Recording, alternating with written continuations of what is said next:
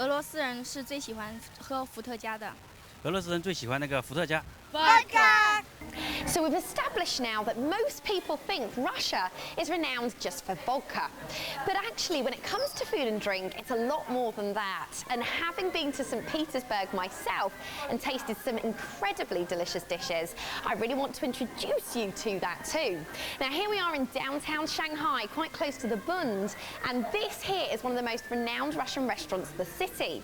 So you can actually come with me today and actually have a look at the flavours of Russia for yourself.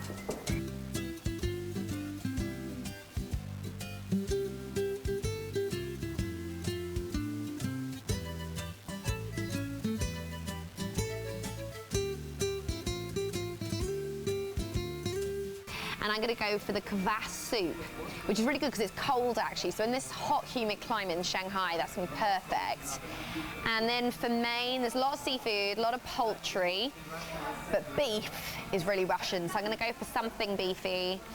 And this stewed beef in a pot, this is really quite typically Russian as well. So I think I'm going to go for one of that. And it looks quite unusual as well. It looks like it's really well done here.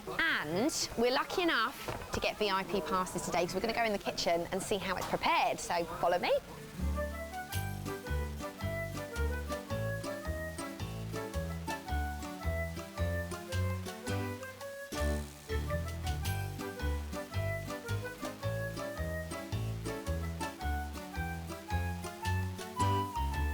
So I'm going to ask the chefs really what it's all about and what they recommend.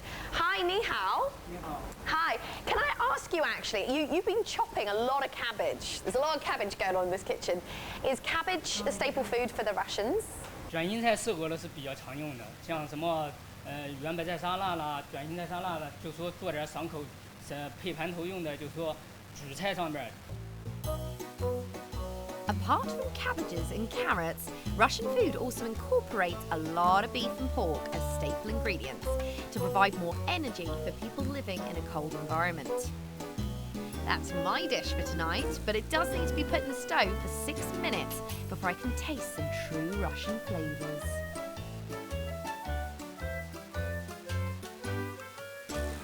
Oh, here it is.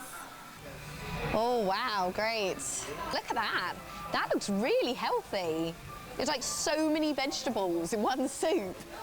Love it. And this is brilliant. Look at that, beautifully browned on top.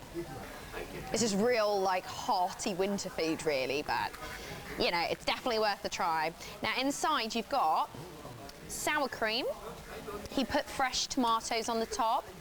And then inside, of course, you've got all of the beef, you've got the cabbage, you've got the carrots, you've got the onions.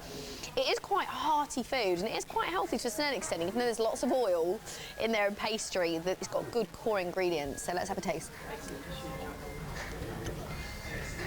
Do you know what? There's one thing missing from this meal, though. I think definitely some Russian vodka. The very first drip of vodka was distilled in Russia in 1405. But now there are more than 30 mainstream brands made outside of the country. Quite amazing. Okay, now we get to the best bit. I love my job. This is vodka tasting right now. Because the Russians believe that they can tell the difference between their very own Russian vodka that they're very proud of and Swedish vodka. Now, today we're going to take actually a very popular brand, Absolut Vodka from Sweden. So I'm going to taste that, and I'm actually going to compare it to, oh dear, I'm spilling it. No one saw that. And I'm going to compare it with some classic Russian vodka. This is actually from St. Petersburg.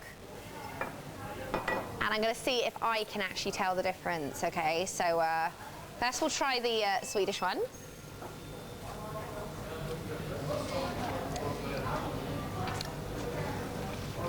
Okay, bit of a kick there, but nice. Very fresh, clean taste, Absolut Vodka. And then the Russian one.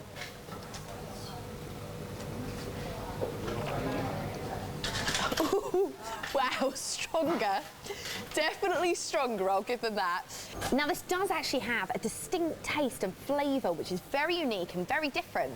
And the reason being that the water that's been used to create this vodka in the distillery has actually been taken from the freshwater springs of Siberia.